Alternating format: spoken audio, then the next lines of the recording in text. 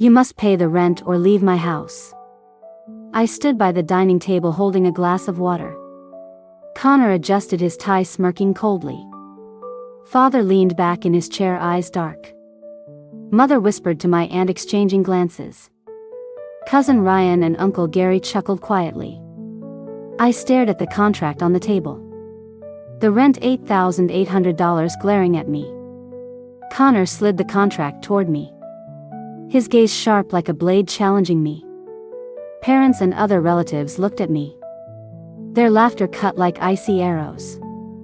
I clenched my fists, fingers white. I said nothing, just stood still. They thought I would compromise. They thought I would bow and sign. Tension and provocation filled the air. I scanned every familiar face. Connor straightened his posture, confident.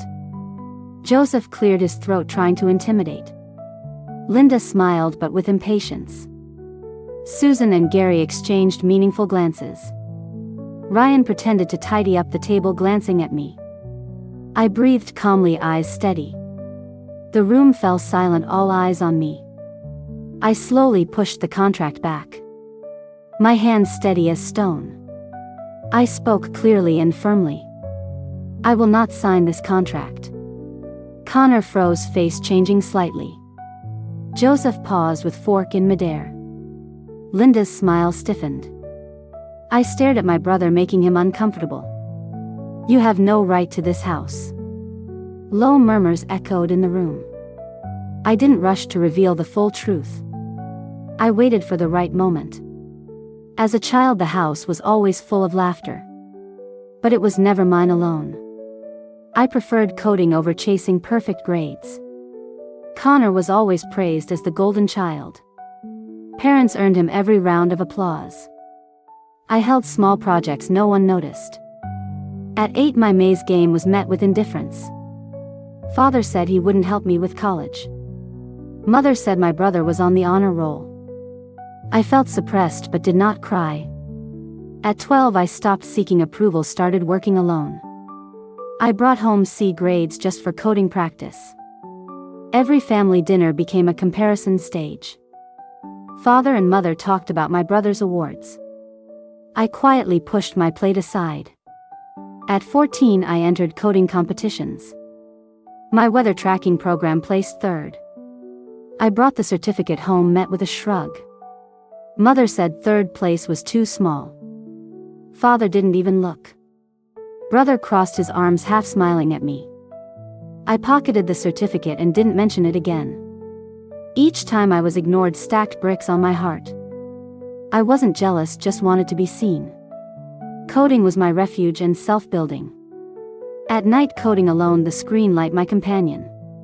Grandmother Hazel was the only one who understood me. Her living room filled with old tech magazines and books. She taught me investing, entrepreneurship, and thinking. At 15, I learned small investments and celebrated returns. She taught me to read charts and spot trends. Encouraged me to carve my own path. She said never wait for others' permission. At 16, I spent long weekends coding at her house. Learning real project work and business thinking. I showed her my accounting software, she suggested selling it. She brought out venture books teaching me company financing. At 17, I attended tech meetups showing projects. Adults asked serious questions, boosting my confidence. At 18, grandmother entrusted me with $300,000. She said, "This is your chance to build your future." Urged me to keep it secret from the family. After her passing, I held the papers, feeling their weight. Her teachings became my blueprint. I quietly prepared for independence and revenge. Connor controlled the family house, claiming assets. I paid $2,500 in rent monthly. He cut Wi-Fi, demanded maintenance fees. Parents indifferent silently observed. Aunt, uncle, and cousin stayed silent. I cultivated calm and planning under pressure. Every email, every bill a stimulus. Discussed strategies in detail with Wendy. Founded Parker Tech LLC to protect assets. Invested grandmother's $300,000 into the company. Built project management software and accumulated contracts. Company revenue gradually grew stable. Wendy negotiated with banks and family trust. Purchased the family house under the company's name. Rent payments kept up appearances. All documents and procedures legal and complete. Connor remained unaware, thinking he controlled everything. 3 years later, another family dinner. Connor announced rent increased to $8,800. Parents, aunt, uncle, and cousin laughed approvingly. I pushed the contract back, eyes calm and firm. I refused to sign and revealed the truth. Wendy entered the dining room showing the deed. The house belonged to Parker Tech LLC. I owned the house alone, Connor shocked. Parents, aunt, uncle, and cousin stunned. Connor trembled, unable to respond. I announced, you lost control. His face pale, hands gripping the table, silent. Joseph blushed, trying to explain. Linda's hands shook, eyes flickered. I stayed calm, declaring my victory. The dining room froze, all eyes on me. Connor had no choice but retreat, embarrassed. I returned home. This is my home. House remodeled, modern, bright, and spacious.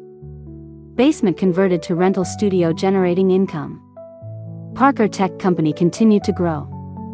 I hired young, overlooked programmers. Family contact faded, I stopped responding. On autumn nights I watched new home windows flicker. Reflected on my once ignored self. Now building a company, owning a home. Regained freedom and dignity, I smiled. No longer needed family approval to define my value. I drew boundaries, building my future. Left the dining room without looking back, feeling light. Connor moved out, financially constrained. Parents, aunt, uncle, and cousin unable to stop me.